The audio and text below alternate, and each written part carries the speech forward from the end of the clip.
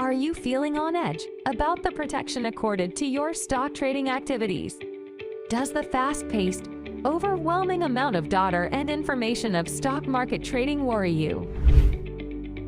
Let us explain how we can allay these concerns. At Bursa Malaysia, we offer a vibrant and diverse marketplace that provides easy access to a wide variety of investment products, connecting you to a comprehensive capital market ecosystem. Apart from having the most number of listed companies among ASEAN exchanges, we also offer you broad investment opportunities in various other securities and derivatives, amongst others, exchange-traded funds and structured warrants. Looking at this large pool of investment options, you may ask what is being done at Bursa Malaysia to monitor the market, ensuring your investment security. How do we guarantee a safe and secure investment experience for you? Well, this is where the market surveillance team in Bursa Malaysia regulation steps in to ensure that the marketplace is orderly and fair. The team at Market Surveillance comprises dedicated analysts hailing from all corners of the finance and capital market industry, where their expertise is pooled to ensure our markets trade in a vibrant, orderly, and fair manner. And at the backbone of the market surveillance team is an advanced real-time automated surveillance system. This includes a system that powers the surveillance work in more than 50 of the world's largest markets and regulators. A wide range of market misconducts are monitored, from price and volume manipulation to insider trading as well as front-running, amongst others. Alerts triggered real-time by the system get immediate attention from our analysts who use multiple analytical and visualization tools to analyze trading irregularities.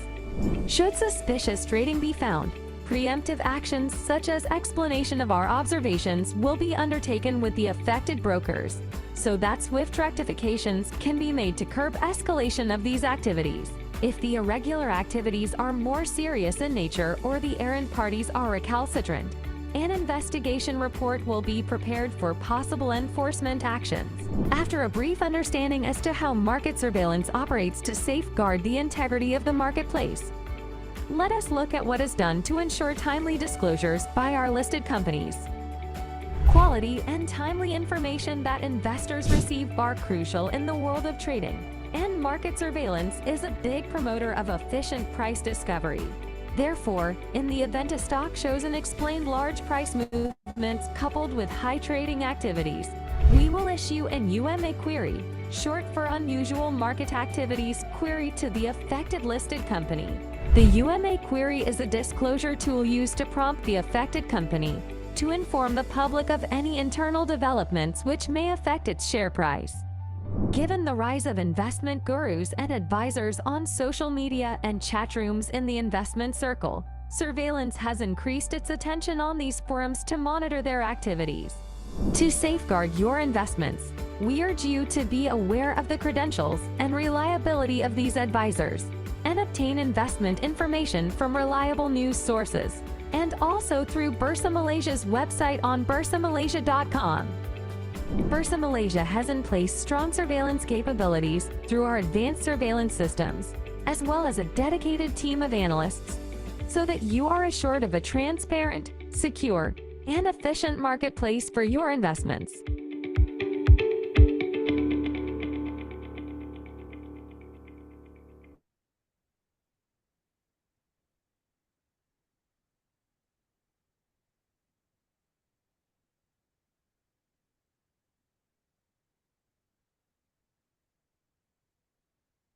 Hello, everybody.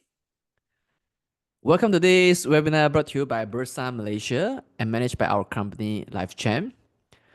Our webinar title today is BRICS, what it means to Malaysia. So my name is Shen Chu. I'm the moderator for this session. Now, Malaysia has joined BRICS as a partner country. So what does it really mean to Malaysia, right?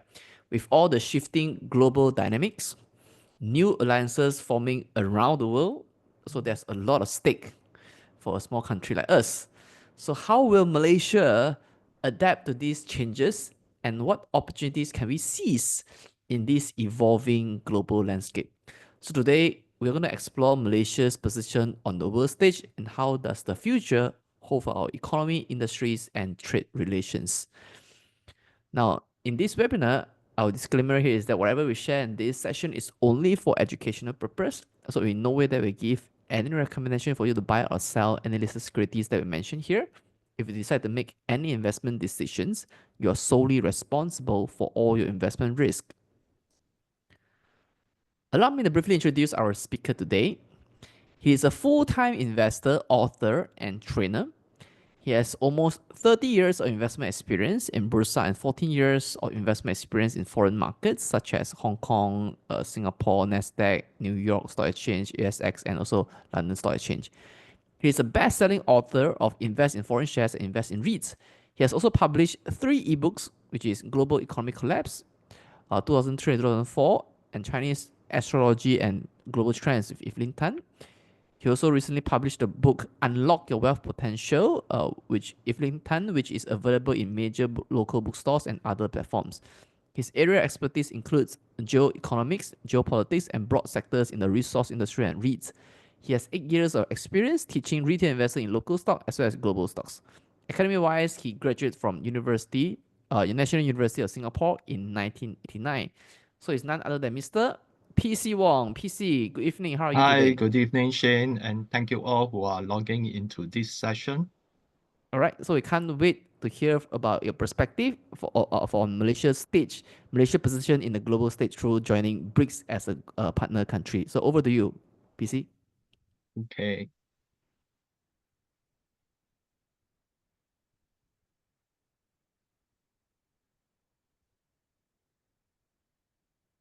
So today's topic will discuss what is BRICS essentially and what are the objectives of BRICS, significance of BRICS in economy, population, and geopolitics. And Malaysia will become a partner of BRICS. What can Malaysia offer? How does Malaysia benefit from joining BRICS? And implications on Malaysia trades with the Western Bloc, and which sectors may benefit.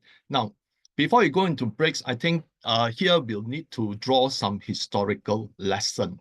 Now, this is why BRICS is important. And this is not something that is just being mentioned over the last decade or so. But if we go back into history, in 1904, Halford John Mackinder wrote an article for the Royal Geographical Society titled The Geographical Pivot of History. And Mackinder highlighted that Eurasia was 3 times the size of North America. It possessed 2/3 of the world's population and held most of the world's industrial potential. A country that dominated that landmass could overhaul any potential competitor. And herein lies the importance of BRICS. So, as a continent itself, what happens in that major Eurasian continent often herald a lot of challenges, a lot of dynamics that often led to war. Some of you all may not know it, but Europe is the continent where it has the most wars in history. And other parts of the Asia continent were subject to colonialism for 1 or 2 centuries. So that shows how important that Eurasia continent is to major powers of dating back centuries ago. So what is BRICS? Now, it is an acronym which was coined by Goldman Sachs economist Jim O'Neill in his report in 2001. At that time, it was just BRIC. The S hasn't come in yet. So his report was called the Building Better Global Economic of BRICS, where the S is still a small s, okay? And BRICS initially stood for Brazil, Russia, India, and China. Eventually, South Africa joined BRICS community on 24th December 2010. Now, new members countries were added in 2024, including Iran, UAE, Egypt, and Ethiopia, and 2025, Indonesia. Saudi Arabia was invited to join, but the kingdom delayed its membership. Argentina was also invited, but the membership was declined. So in 2025, new partner countries were added, including Malaysia, Thailand, Vietnam, Belarus, Turkey, Kazakhstan, Uzbekistan, Bolivia, Cuba, Algeria, Uganda, and Nigeria. So if we look at the comparison of countries, of course, the original BRICS consists of 5, and at that time, there were a lot of comparison with the G7. But with the new BRICS, including Indonesia, Ethiopia, Egypt, Iran, and UAE, okay, Saudi Arabia, we won't count as yet. The amount of countries right now surpass the number of G7 countries. So a brief history of BRICS. So on 20 September 2006, the first BRIC ministerial meeting was held at the proposal of Russian President Vladimir Putin on the margins of a UN General Assembly session in New York.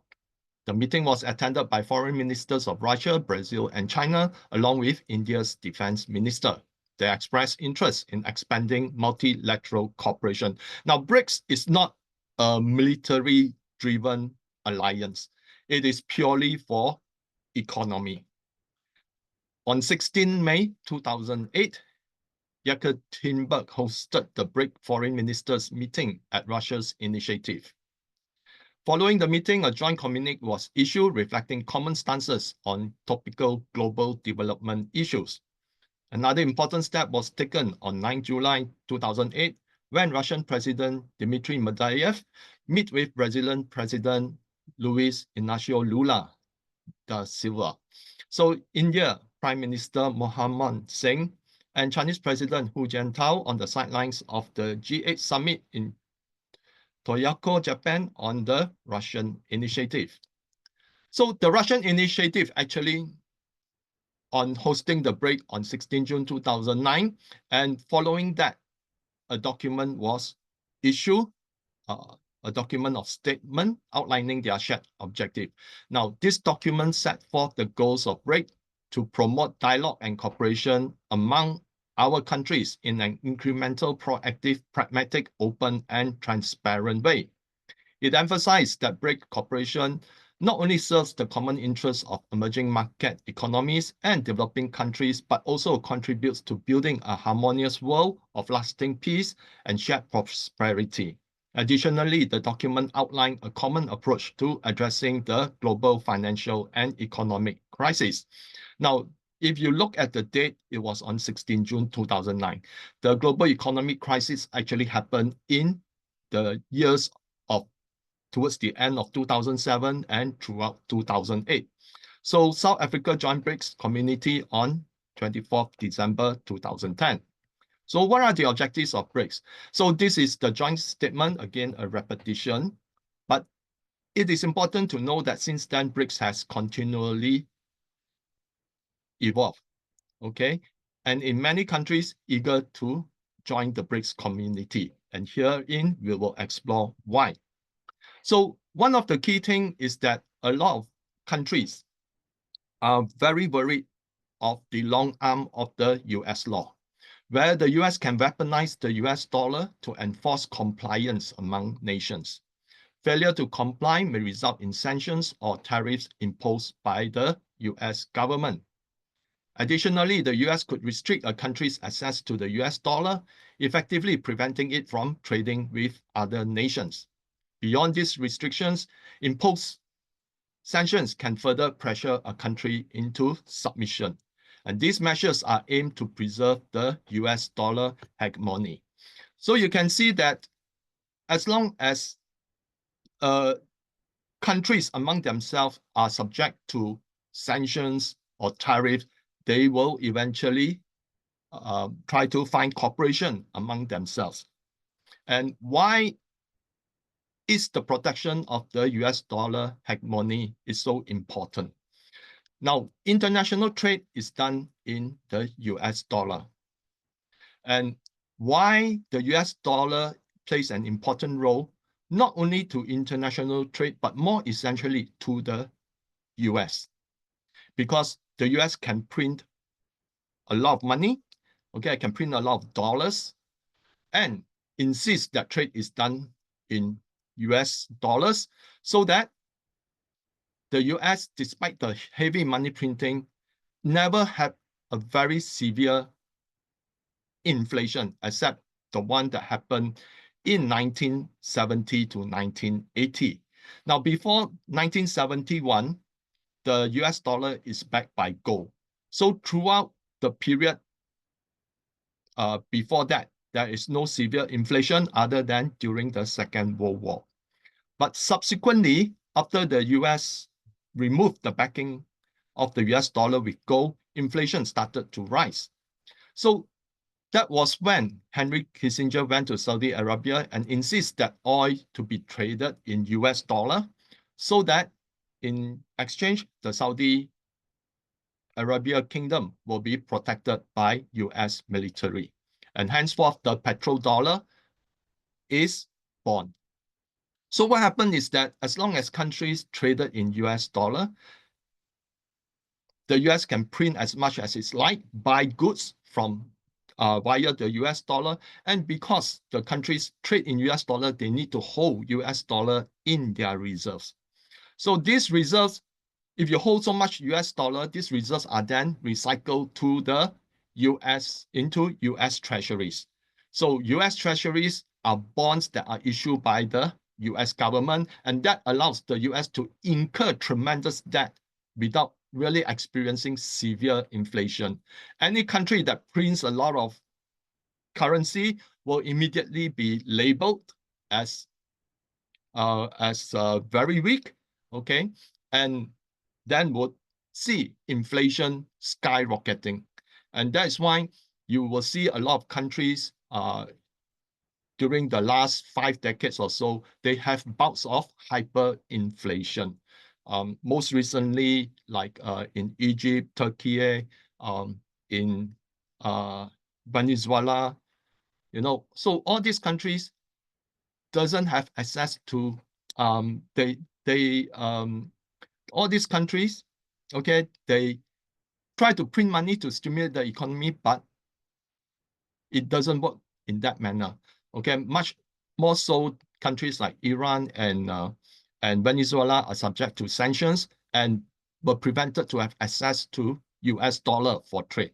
And that's why you see a lot of the society are living very harsh life. Okay, so that is why countries finally decided, hey, you know, is there any option for us to work among themselves for more equal say in the global economic pie? So that step, provides the first step towards what we right now call the dollarization. So in February 2022, when Russia launched its special military operation in Ukraine, it was banished from the SWIFT system and the central bank's reserves seized by the collective West. This opened a Pandora box where a central bank's asset could be seized by the collective West based on their rules-based international order. So although there were past instances such as the seizure of Libya's gold, Venezuela gold, and Afghanistan foreign reserves, the scale of sanctions and simultaneous seizure of Russia's central bank reserves and Russian citizen private assets have never been done in history. So the basis for reserve currency is always trust. By seizing a central bank's reserves, that trust is lost. This signals to other sovereign states that they could face similar actions if they fall on the wrong side of the collective West rules-based international order. In fact, you can see right now, a lot of countries are trying to move away from the US dollar, although BRICS right now have 10 partners, but more countries are right now approaching BRICS and say, we want to join the community. So what is the BRICS alternative? BRICS offers an alternative where countries can trade among themselves using local currencies via swap agreements. They are no longer exposed to the long arm of US law. The New Development Bank, or BRIC Bank previously as it is known, provides financing for economic development without imposing political beliefs or agendas on borrowing nations. So sometimes when countries, like during the 1997 Asia financial crisis, a lot of governments were approaching the IMF for loans. So what the IMF stated is that you must open up your economy, okay? You must do this, you must do that. So that then they are forced to open their economy. Therefore, it opened for investment into the country of many important businesses where some governments prefer it to be held by locals instead of foreigners. So trading in local currencies also reduced the cost of transactions as the US dollar no longer serves as an intermediary. Now, countries no longer need to hold vast amount of US dollar reserves, allowing them to diversify their portfolio, their economic with the US dollar's cyclical fluctuations driven by the Federal Reserve interest rate policies. So during the time when the US dollar was low and interest rate low, you can see a lot of governments or even private enterprises borrowing US dollar because it's cheap. So what happened when the Fed start to increase interest rate dramatically? So it causes the steep appreciation of the US dollar, and the cost of borrowing the US dollar also increases. So therefore, it exerts a burden on repayment of interest for US dollar loans. And this is how the Federal Reserve play its role, okay?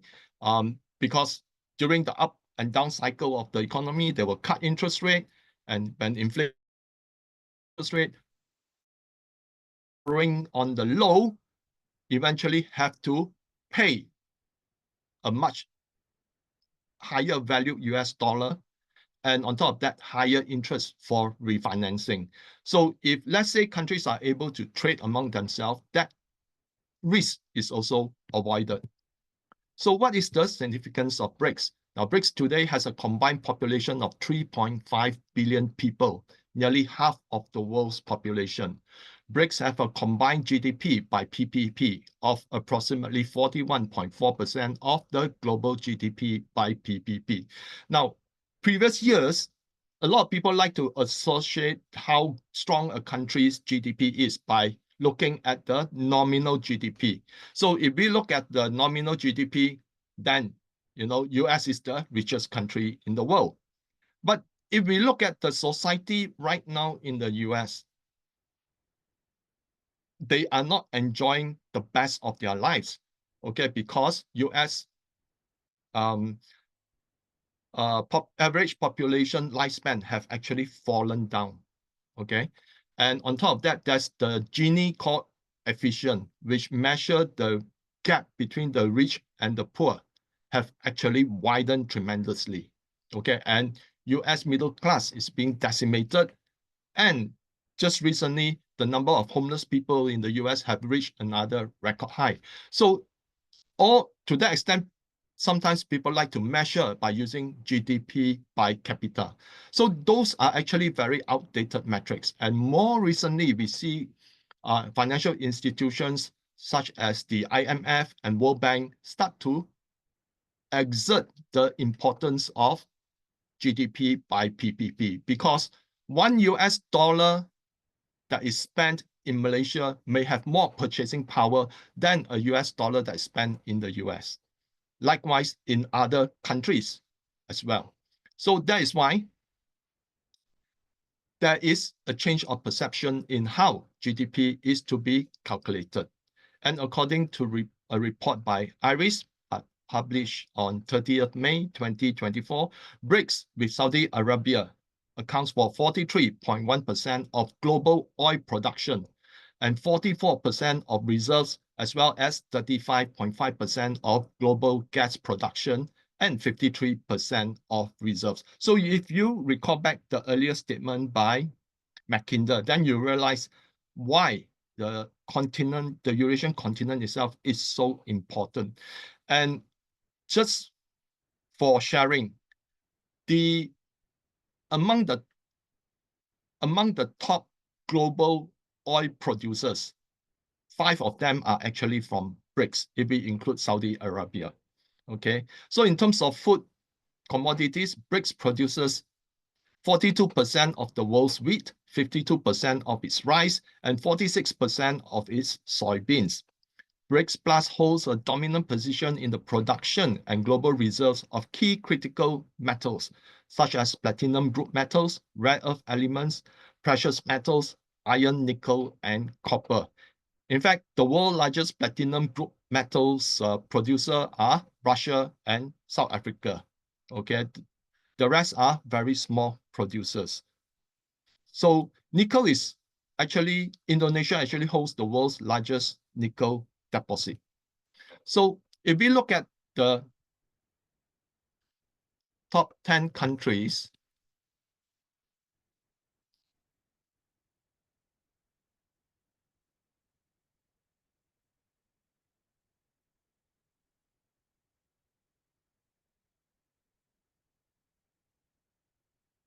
by PPP, China is ranked number 1 with 37.07 trillion.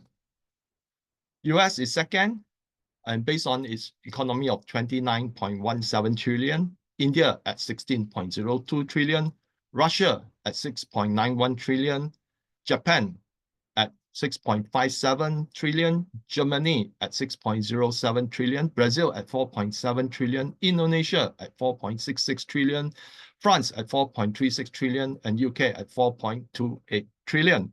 So out of these 10 countries, 5 of them are from BRICS, and collectively, their GDP by PPP amounts to 69.36 trillion, or 59.9% of the total. So you can see that the BRICS economy is really very, very huge. So if we look at Malaysia trade with the top 10 countries, okay, with China from 2008 and to 2023, our trade with China has grown by 387%. Whereas in the US, during the same period, it has grown only by 98.9%. India have grown by 94.3%, Russia 113%, Japan is down 3.3%, Germany is only up 22.8%, Brazil is down 37.2%, Indonesia increased by 16%, France is down 12.6%, UK at 38.9%. But you can see that the amount of growth actually is the highest with China. And collectively, if we look at other emerging economies, like from India and Russia, they have grown quite high as well, okay, versus the likes of our traditional trading partner from the Western Bloc, like UK, okay, or even Germany and France. So from 2008 to 2023, Malaysia total trade with top 5 BRICS economies grew from 66.15 billion to 230.15 billion US dollars, representing an increase of $164 billion, or 247.9%.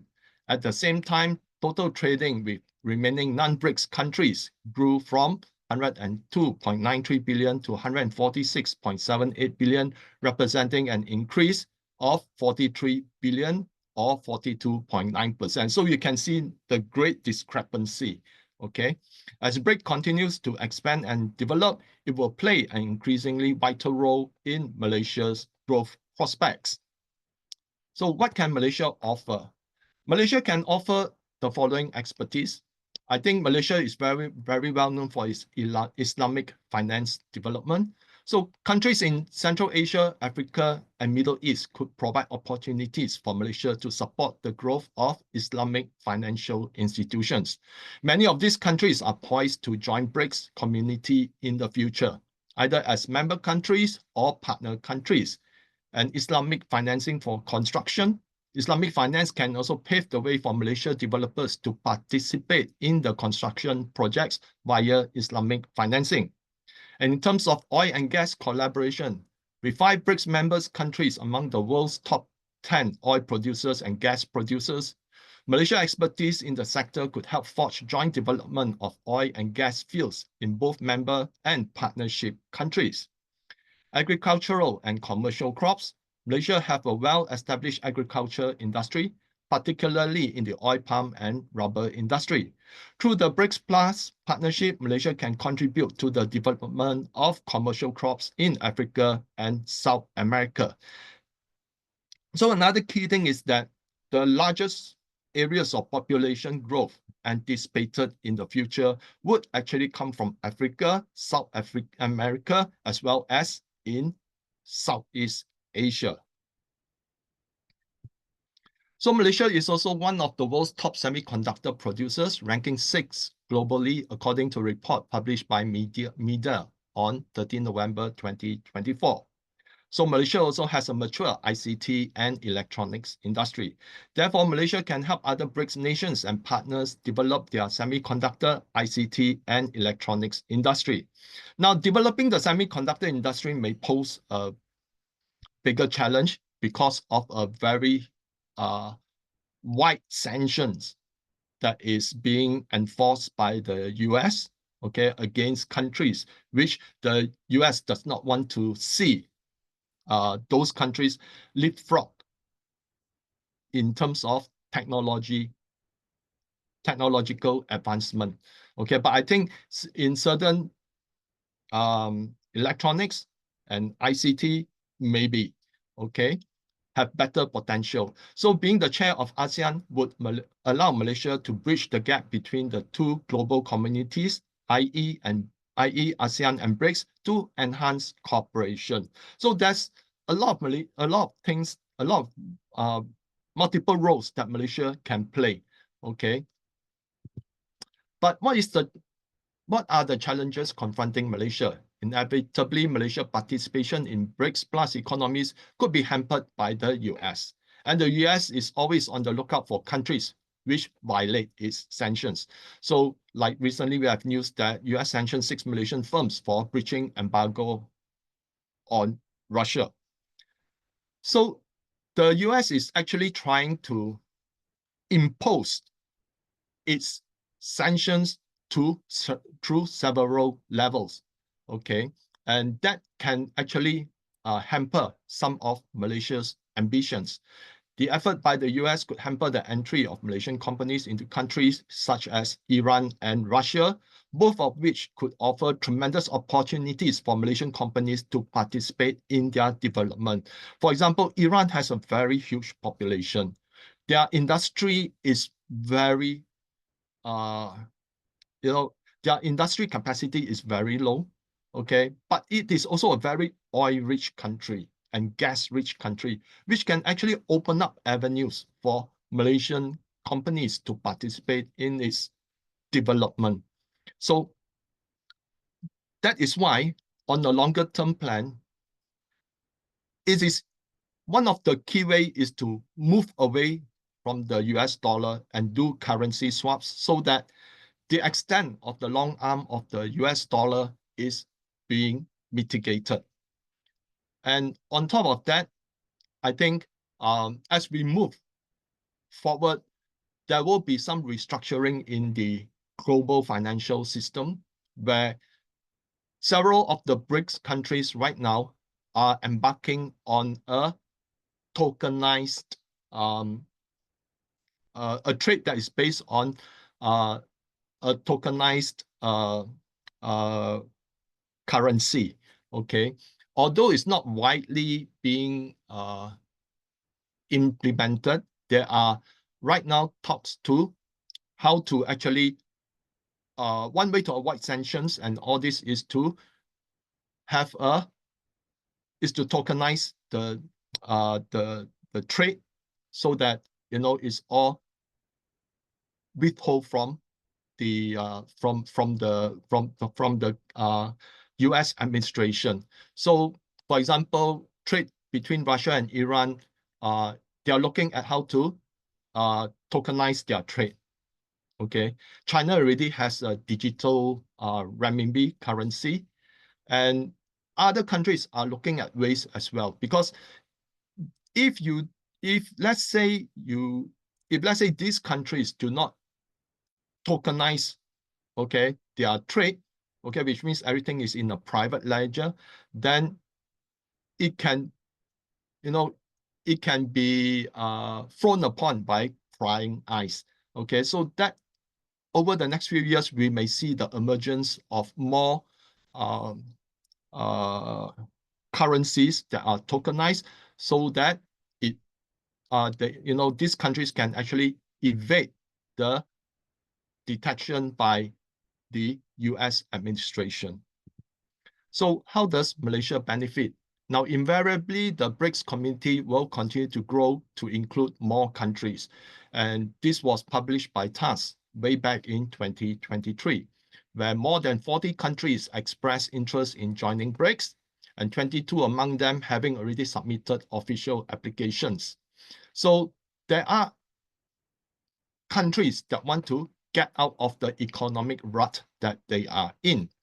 And one way to do that is to align themselves, their economy, finance, and trade with BRICS nations. Now, the above will open new markets for Malaysia as BRICS community expands, especially when Malaysia's expertise is very much needed to help other countries develop their financial, agriculture, and ICT industries. Malaysia could tap into the NDB for local currency loans with no strings attached. Transactions between countries could be lowered via dual currency swaps facility, thus avoiding the US dollar as an intermediary. So that is how a lot of countries see as a means of a way out. Because if you do trade via the US dollar as an intermediary, what happened is that ringgit change to, for example, ringgit change to US dollar, and then US dollar change to renminbi, and on the other side, and on the other side, you know, we get the US dollar, we change it back into ringgit. So there are always some exchange costs. So how does BRICS affect Malaysia trade with the West? Now, I think there's a lot of concern. You know, sometimes I read in X, you know, people commenting about, people worry about Malaysia's trade with BRICS could hamper, you know, its relationship with with the Western Bloc. But if we look at it, you know, these are the 4 countries that are from the West, the top 10 economies from the West. If you look at it, Germany's GDP, this is way back in 2017. And since that peak here, except for the pandemic, okay, where this was driven purely by a lot of pent-up demand as well as liquidity injection. But post-COVID, you can see that Germany's GDP has reached stagnation. Sometimes it's negative, sometimes it's positive, but it is always near zero. France, also similar thing. It's very close to zero. Okay, again, it's stagnating. UK GDP, you know, it has been very, very low, you know, on the low percentage side, but recently you can see that it's also facing stagnation. And the US GDP, okay, is seeing marginal growth. So US GDP may grow, last year grow by 2.8%, but China's GDP grew by 5%. So China is almost double of the US economy. Okay, and India's GDP is growing, you know, grew by 7%. I think it's close to 7%. Okay, which is more than double the US GDP. So a lot of these emerging economies, okay, countries like Brazil with large population, India, and eventually Indonesia will see their economy keep on growing at a much higher rate than the Western economies. So, and another thing is that when these three major economies in Europe, Germany, France, UK, if they are reaching stagnation, that means their ability to import goods from Malaysia will be impacted, okay? Because when an economy stagnate, that means that it's low growth to no growth and high inflation. And inflation in Western countries will continue to go up, especially when you look at Europe. Essentially, Europe doesn't have a lot of natural resources. Previously, Europe is able to grow simply because of the cheap gas from Russia. You can see that after the war in Ukraine, Germany has industrial capacity have already fallen. Okay, a lot of the, like Volkswagen, is shutting down 6 plants. Okay, their industrial capacity totally, is down. Okay, France as well, and UK, is always hovering between positive and negative. That means that these economies will continue to face this kind of situation simply because they are also heavily indebted. Okay, they do not have access to cheap resources. Then how can they enjoy strong economic growth? Okay, but the funny thing is that these countries are actually buying Russian gas from India, okay, which is a markup. So that is why these countries will not be seeing that kind of economic growth that will actually draw business or create opportunities to have high imports from countries like Malaysia or other parts of ASEAN, because their economy are actually in the doldrums. And US is experiencing marginal growth, but a lot of it is driven by debt. For example, last year, US economy grew by 2.8%, but the debt increase is 1.6 times its GDP increase. So with the DOGE, or Department of Government Efficiency, right now cutting a lot of jobs, federal jobs, cutting a lot of financing to government agencies, we can see that we can potentially see the US heading much closer to a stagnation or possibly a recession. Okay, especially when a lot of the money depends on that to be circulated throughout the economy. So with all this financing being stopped, the US could see some pressure in its economy. So that's why it's also important for Malaysia to start looking out from the traditional trade partners, okay, from the Western Bloc, because all indications are showing that their economy is not going to do too well. Okay, so rather focus on tremendous growth opportunities where the economic pie is still rather small, but if you are in, you help to grow, then you get a bigger slice of the economic pie as this country's economy grow much bigger. Now, the UK, Germany, and France have experienced stagnant GDP growth, hovering close to 0%. All three economies are heading towards stagflation, which will crimp consumption.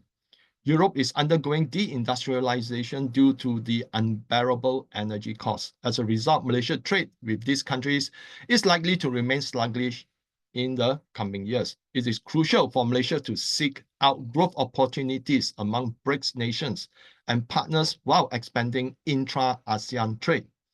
Meanwhile, the US remains Malaysia's second largest trading partner and continues to wield significant geopolitical influence through arbitrary sanctions on non-compliant countries. Now, this will be a major challenge for Malaysia.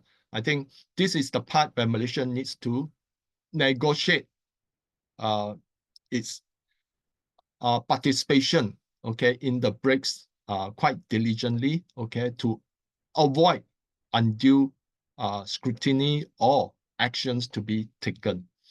So therefore, Malaysia must carefully and strategically navigate its relationship with the US.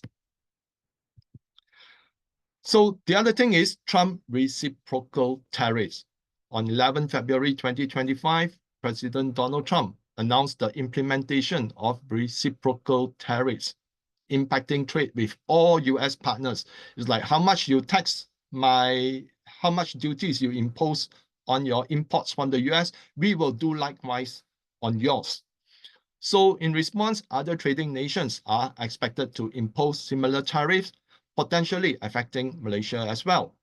The impact of the tariffs will force inflation to surge in the US, thus crimping consumption and demand for goods and services. Therefore, it is equally important for Malaysia to de-risk itself from this event.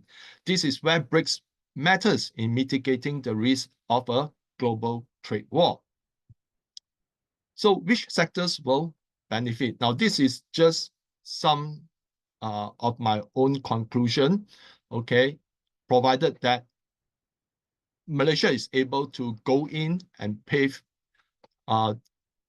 its way through various options, okay? One is Islamic finance, okay, benefiting Malaysia financial institutions, construction companies involved in overseas projects, but with Islamic financing, oil and gas, overseas project and exports, BRICS nations and partners, plantation, overseas expansion and exports, electronics, chips and ICT, overseas manufacturing and exports, okay, logistic and shipping as trade with BRICS nation and partners expand. In fact, the global trade among what we call the global South countries have actually been escalating at a tremendous pace, okay? Whereas the trade with the G7 countries is accelerating. So we have talked about Germany, UK, US, but what about Japan? Japan is right now facing tremendous inflationary pressures, okay? And a lot of the Japan's juggernaut industries that previously, captured the auto sector, right now is losing pace to the Chinese auto juggernaut, okay? Nissan and Honda are really experiencing severe pressure, okay? And so are the Korean manufacturers. So that is why, the BRICS pie will continue to increase versus the G7 economic pie in the coming years, okay? So that's all I have. Hopefully, it has been an educational session for most of you all. Now we have reached our Q&A session. Thanks, PC, for sharing your perspective on Malaysian stand in the BRICS. So if any question to ask our speaker today, please write them at the Q&A box, not the chat box, okay? Write them at the Q&A box.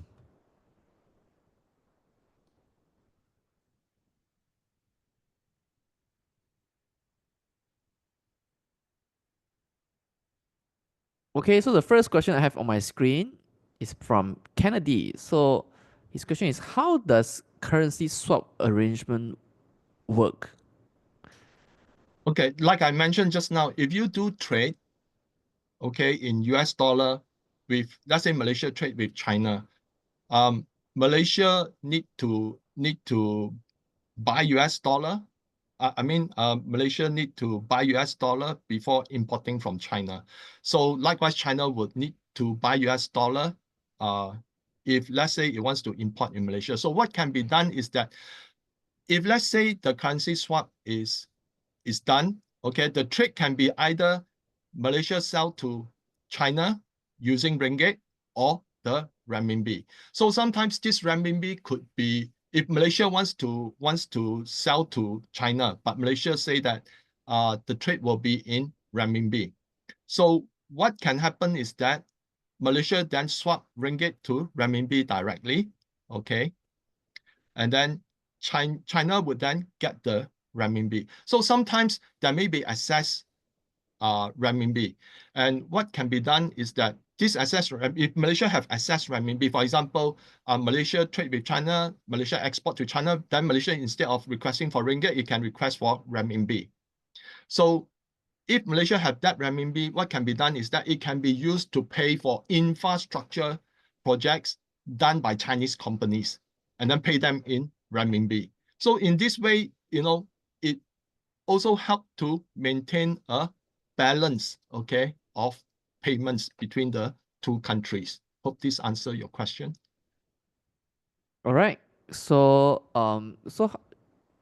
so if this works, should the demand for US dollar lowered due to US dollar devaluation?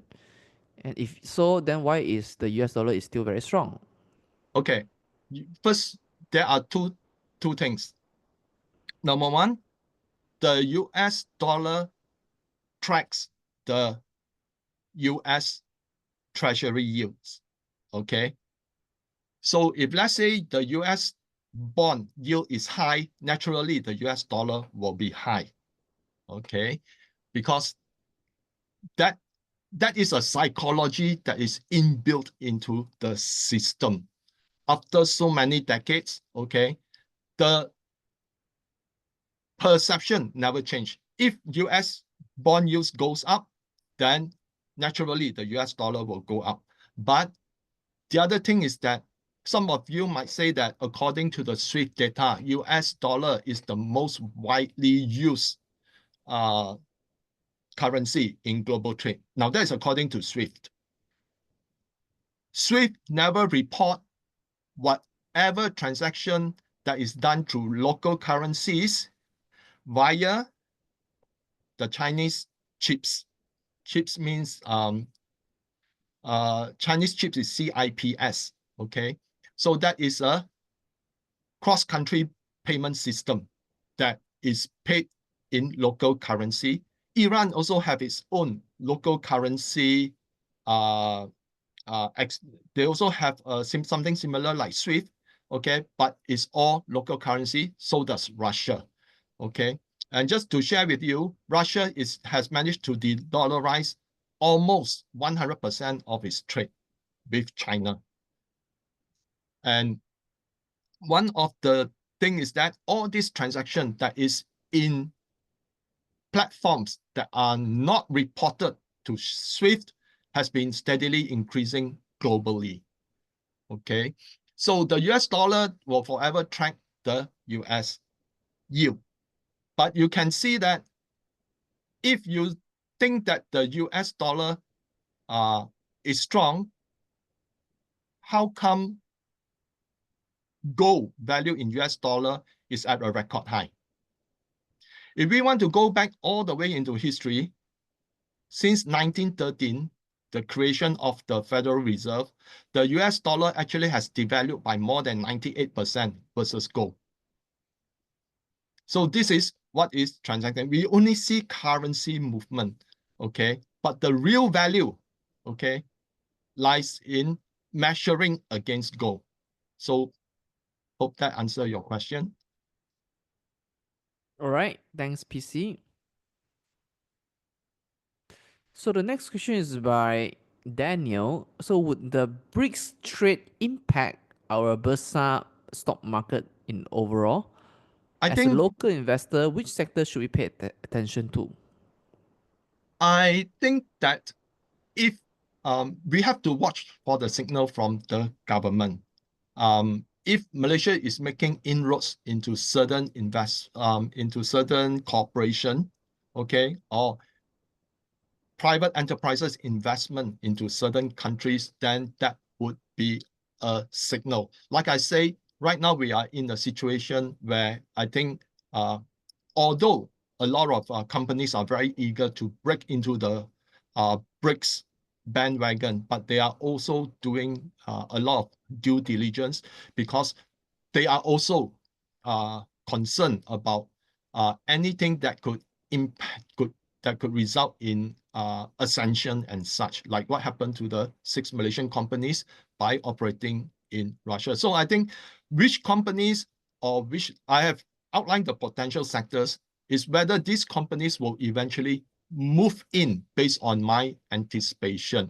So it is worthwhile to look at those particular sectors and see what they announce in their cooperation with other BRICS nations. Hope that answers your question.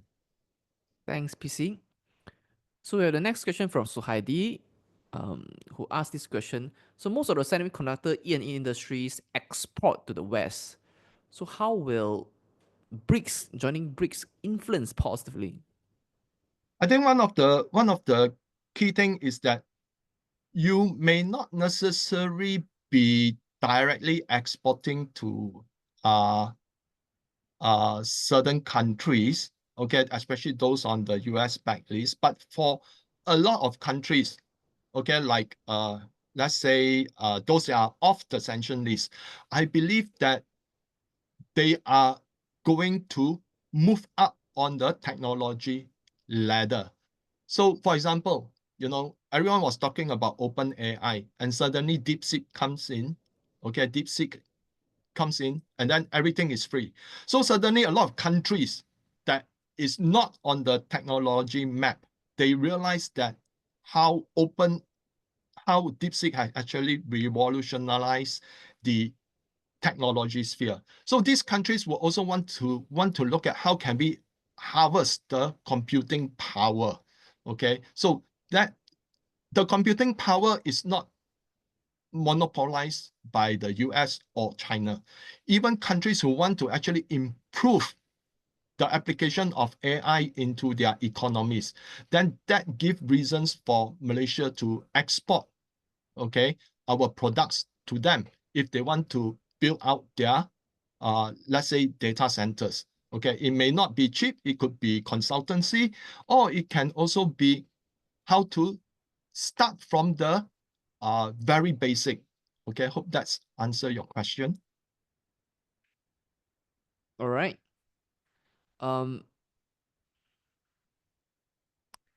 So the next question is by Daniel. What other currency platform besides SWIFT can a country use and can Malaysia company leverage on?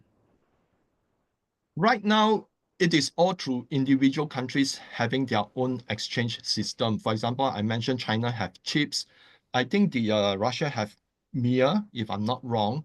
Okay, Iran also have its own, but way before the BIS, Bank of International Settlement, pulls out of a platform called the mBridge. The mBridge is actually a payment link among a few countries.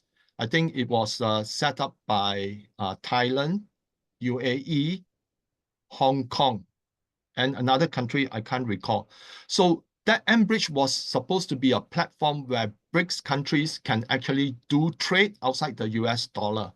But I believe that the BIS came under tremendous pressure from the US, and therefore the BIS actually pulled out from the mBridge.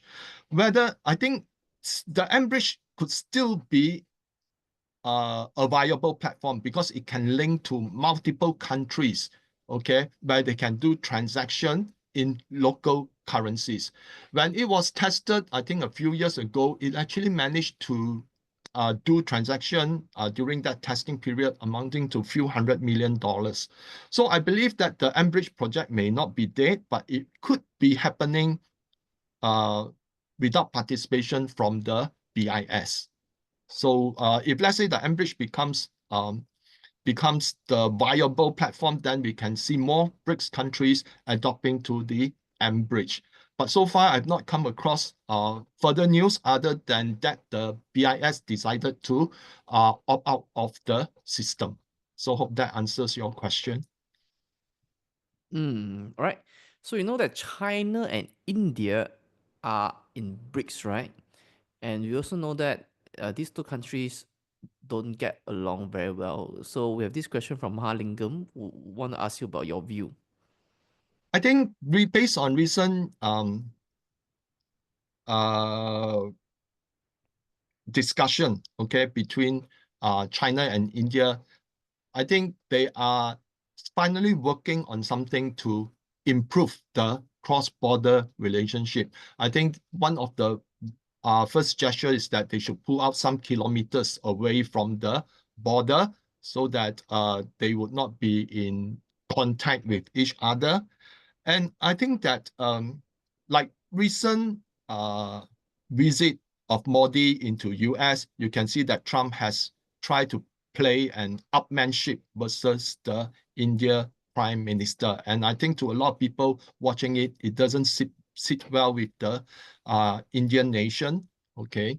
So I think that the India's Prime Minister could also be acknowledging that the US just care for itself, okay? And therefore, we may see India relationship with China, while it will not ignite into a lot of dispute, but I believe that India will work more closely with Russia, and potentially there are right now a number of economies from India are highlighting that India needs to work with China, especially on manufacturing. Okay, that this is because Indian manufacturing capacity have actually declined over the past few years. So the only way is for India to tap on to modernize its manufacturing is China. And China actually accounts to 30 over percent. I think it's close to 33 or 35% of entire global manufacturing. So there's no country that can beat China on that scale. So that is why some economies in India are actually encouraging, that India should encourage Chinese manufacturers to come into China. But let's see, okay? As far as I know, the border dispute, they have tried to walk away from it, okay, to make the situation calm. Hope that's answered your question. All right. So the next question is by Henry. Now, since more countries may be trading in renminbi, so should we start investing in renminbi? I think if you ever want to invest in currency, unless you are a trader, but if you really want to protect your wealth, the best option is gold. Okay, hope that's answered your question. All right. Um, so Xiu Ming asked this question: what is the underlying rationale when US Treasury yield is up, then the US dollar will also go up? Actually, like I say, it's based on decades of brainwashing. Now, the thing is that when the yield goes up, it means that because when the yield goes up, it's like creating a pressure for the Federal Reserve to increase interest rate. Okay, because the federal interest rate works, is almost in tandem with how the US 10-year Treasury behaves. So if let's say the US 10-year Treasury move up in terms of yield, then that creates a pressure for the Fed to increase interest rate as well. Because the US Treasury yield is a reflection of the US inflation. If expectation of inflation goes up in the US, the 10-year Treasury will move up. And because of the 10-year Treasury moving up, the Fed would also have to move its interest rate in tandem.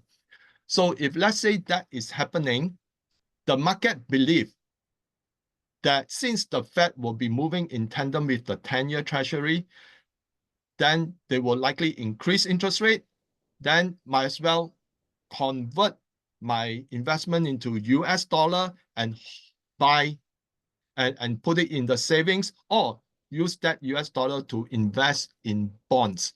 Okay, so that is why that creates the demand for the US dollar. All right. Thanks, PC. So the next question by Chang is that as micro business, how does joining BRIC benefit us? I think one of the key things is that if Malaysia moves ahead with a lot of transaction being done via currency swap, I think one of the key things is that we could perhaps see less severe move of inflation, okay? Because we no longer rely so much on a lot of transaction using the US dollar, okay? And the cost of financing debt, okay, could be lower if let's say we can borrow in different currencies. Okay, that would be an immediate that would be a likely impact on much lower inflation. But like I say, how inflation behaves, is closely linked to government's debt and how government manage the financial system. So if let's say the cost of financing may be lowered, but if let's say the debt keeps on rocketing higher, then inflation will still be there.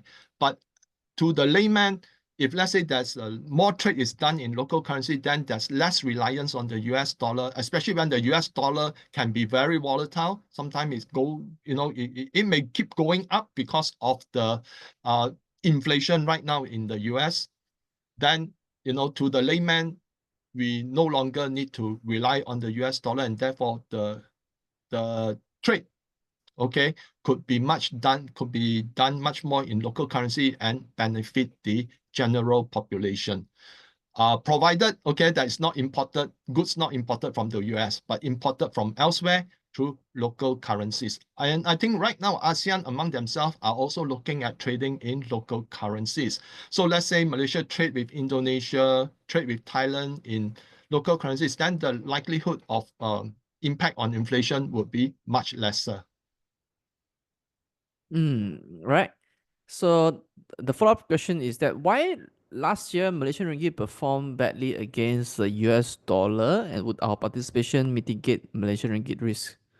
So why Malaysia performed badly, okay, is because of the high yield in the US Treasury. And right now, if you look at it, at some point in time, the US 10-year Treasury was at 4.8%. So that creates the value for the US dollar, and the US dollar rise in value versus other currencies. But since then, okay, like right now, the US Treasury 10-year Treasury has fallen down to about 4.35%.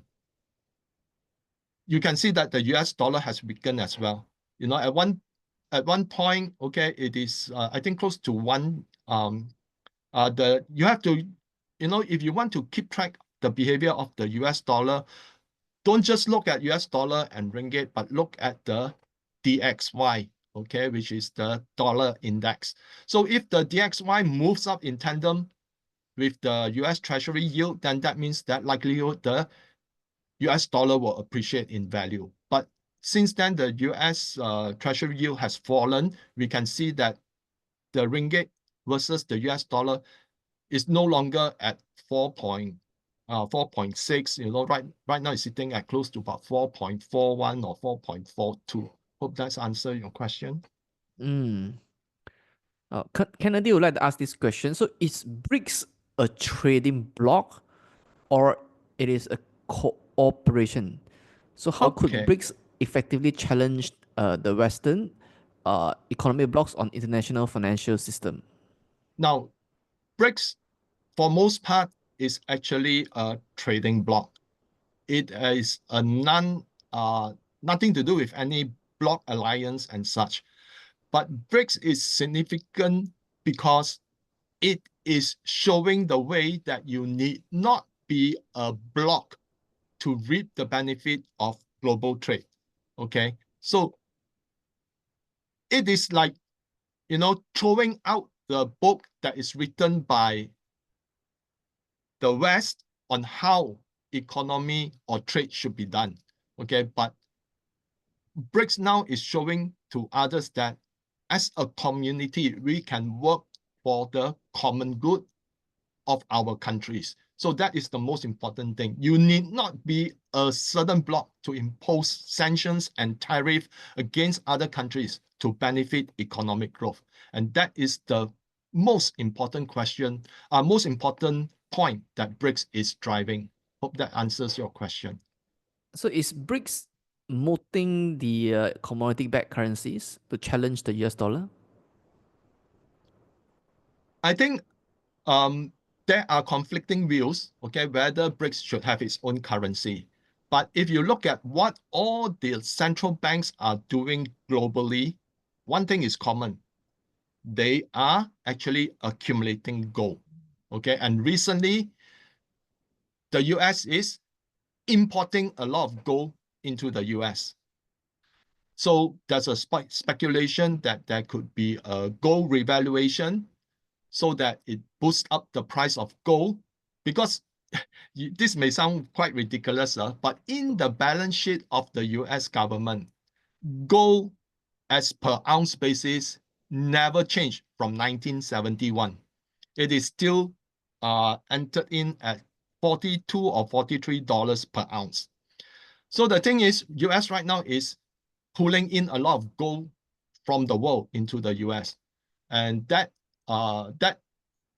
with the intention that some speculate will be revaluation of gold. So if let's say gold is revalued to the current price, then the US would suddenly have a windfall of close to $800 billion, which the US then can use to pay down its debt, okay, or to stimulate the economy. So these are the speculation side. But no doubt, a lot of central banks right now are buying gold, okay, in preparation for a lot of uncertainties, okay. Hope that answers your question. But they are recently, you said they are recently importing or buying golds, right? So when they are recently buying golds, I thought it should be, they bought at the current price, but if the balance sheet is, the balance sheet value go at 43 US dollar per ounce, then there should be immediate impairment the moment they bought the gold, right? Okay, actually the gold trade is more in depth, okay. The thing is that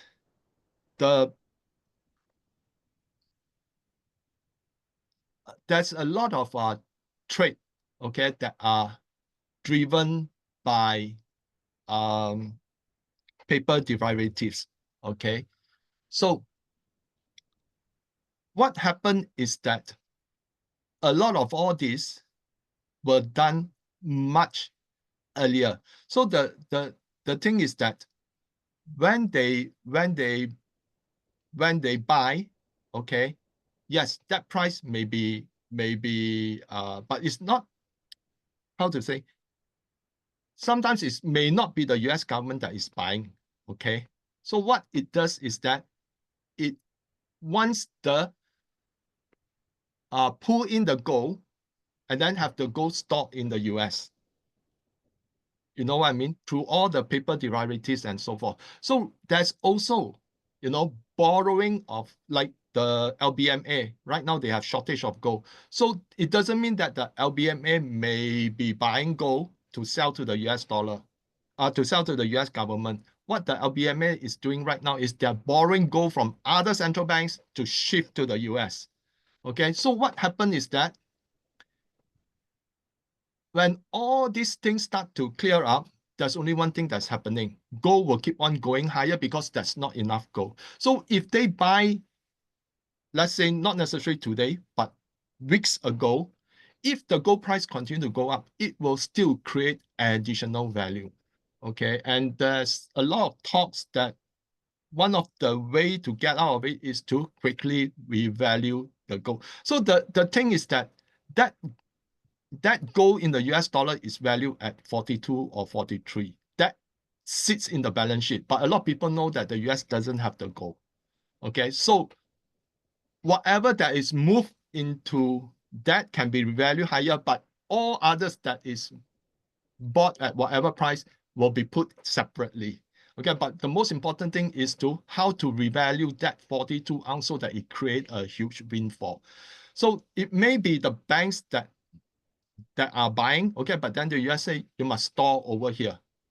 You know what I mean? So it may not be the US government, but the gold movement is actually moving from elsewhere into the US, you know.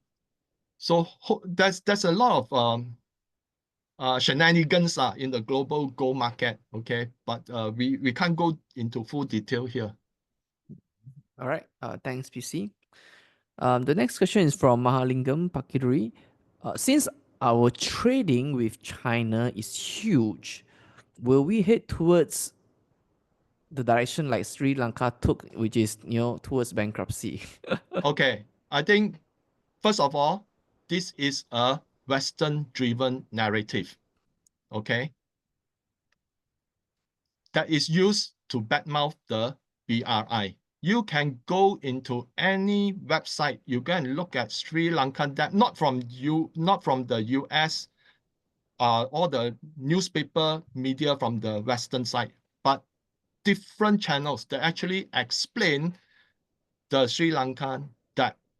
Now, for your information, the Sri Lankan debt with the Chinese hold, okay, is only 11%. India holds another 11%. 70% is held by who? IMF and US private institutions. So that bankruptcy doesn't come from that 11% from China, but it is used as a narrative for, to pursue, to create, to badmouth the BRI as a debt-based driven kind of reliance, okay? But you go and look at the Sri Lankan debt structure. 70% is owned by IMF, BlackRock, Vanguard, all the private institutions from the US, okay? So you can go to like the situation in Ukraine. Before the 2014 Maidan, there was a pro-Russia president. He wants to borrow X amount of money from Russia, and then the IMF said, you can't do that. You need to borrow from us. So eventually he was disposed, and eventually the Ukraine under the new presidency borrowed from the IMF. You know what are the conditions? The conditions is that Ukraine must free up a big portion of its agricultural land for investment from the US. So this is the real debt trap. Okay, just like the debt trap that has inspired the Asian financial crisis. But because most of the media is owned by Western alliance, we often see from Reuters, we often see from MSBC, MSN, all those, it's always very negative, especially BBC, okay? Has any country actually talked good about other Asian countries? For example, during 1997 financial crisis, when Malaysia chose not to borrow from the IMF, did you see how the entire Western news media badmouth Malaysia, that say that Malaysia is on the road to doom? So that is how they play it. Okay, so need to be a bit more open-minded and look not at the news, but go into the real essence of how that debt is structured. Then that may surprise you. Okay. Hope that answers your question. Yep. So Malaysia should be safe in trading in China. Okay. Yeah. All right. Thanks for the analysis of the breakdown of the debt by Sri Lanka. So the next question here is, what are the potential risks for Malaysia in strengthening the ties with the BRICS countries? Actually, I think because the BRICS is not a political bloc. It is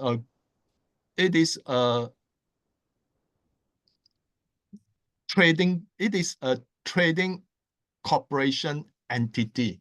So when there's no feeling of demand for political reform or demand for other countries in exchange for this, then that means that the corporation is very transparent. Okay, there's no imposition of demands on each other. So I think that should thrive. Okay. All right. So does BRIC have any trading framework for the member countries or partner countries?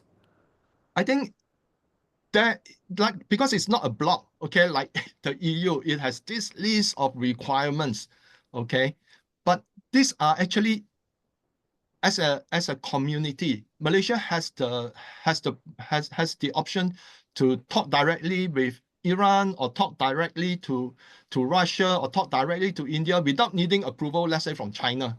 Okay, so it is an open thing because it is a trade. There's no guideline that how you should behave, and all those, because always remember, it's not a block that is instituted. It is a community of shared belief. Okay. Okay.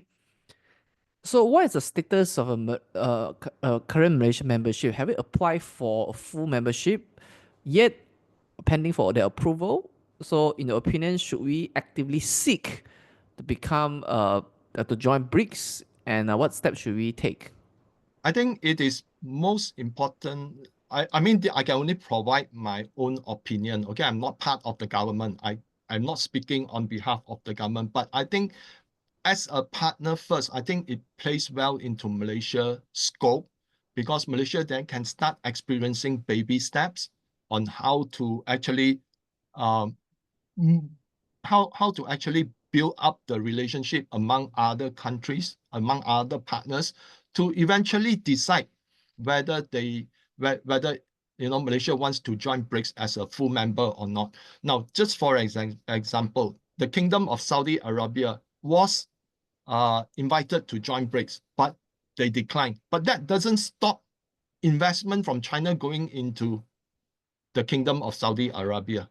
Okay, because it is by own free will. So Malaysia have to experience being a partner, and in the process learn more.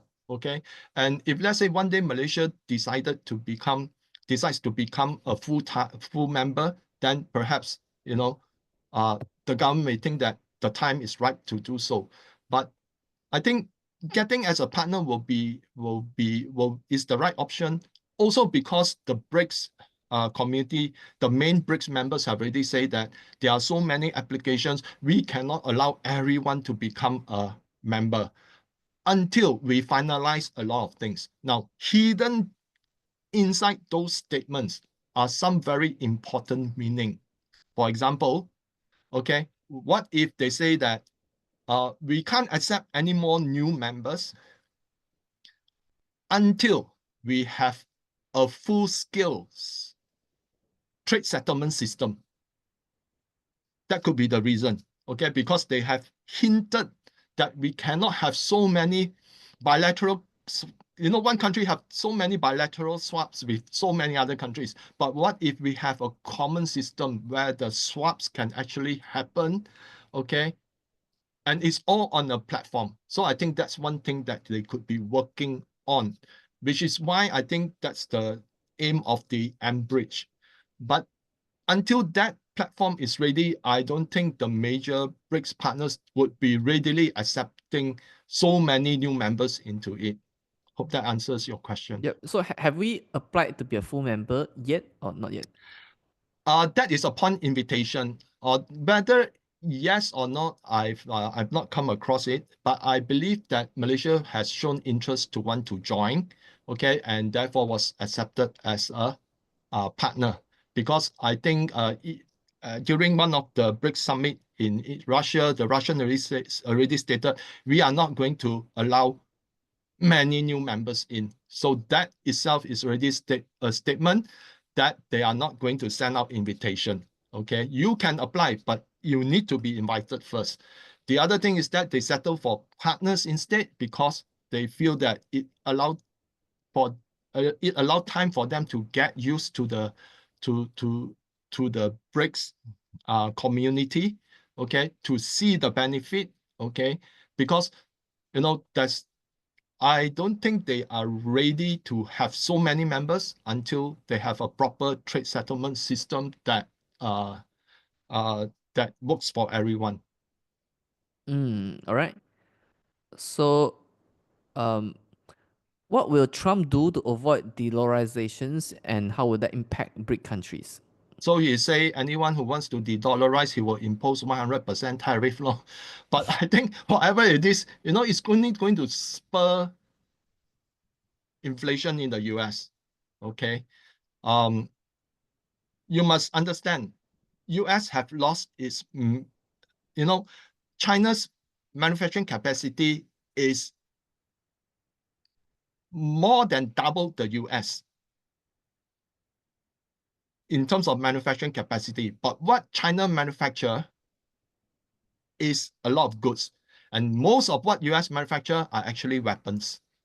So there's no manufacturing facility in the US that actually manufacture the goods that China can provide. So whatever he wants to impose the tariff, it will just be passed on to the consumer. Hope that's answer your question. Okay, let's do one last question by Jane. So, will platinum and silver have the same value as gold in the future? If yes, how could this happen? Okay, I need to quote a person who once said, gold is the money of royalty. Silver is the money of gentlemen. And that is the money of peasants. Okay, so that goes to show anything, gold will always sit much higher. Silver is being very widely manipulated by the by the bullion banks. Why? Because silver is in every electronics that we use. Okay, and all these electronics are hardly recycled. They are in the landfills. Silver is used in the making of weapons, and these weapons are never recycled because they are strewn across the battlefield. So there is shortage of silver. In fact, shortage of silver has been around since 2022, if I'm not wrong. But they continue to suppress the price of silver simply because if silver is allowed to rise, then the cost of electronics would rise in tandem. Okay, and because of that, silver is very volatile. Okay, some people might say that the silver to gold ratio right now is 90, but during the bull market in 2011, it was 30. So it implies that if the gold to silver ratio reached 30, then silver would be 3x its current price. So, but that again, like I say, if silver were to 3x, it will be, it can happen very fast because suddenly there's acute shortage. But for protection of wealth, gold is still the best choice. Now, platinum is never used as a reserve by banks. Silver is not even used as a reserve by banks, okay? Bank reserves only place importance to gold, and that is why gold, according to the BIS, is a tier 1 asset, not silver, not platinum. So if let's say you want to save for wealth protection, then you do what other central banks are doing. Okay, hope that answer your question. All right, so we have come to the end of the Q&A session. So thank you everybody for staying till until the end of this session. Hope that you have gained insights into this topic, BRICS, and know how to position yourself well in this new evolving investment landscape. So thank you, PC, for sharing your perspective on BRICS, this topic. Yeah, hope you all enjoyed the session. Thank you. Good night.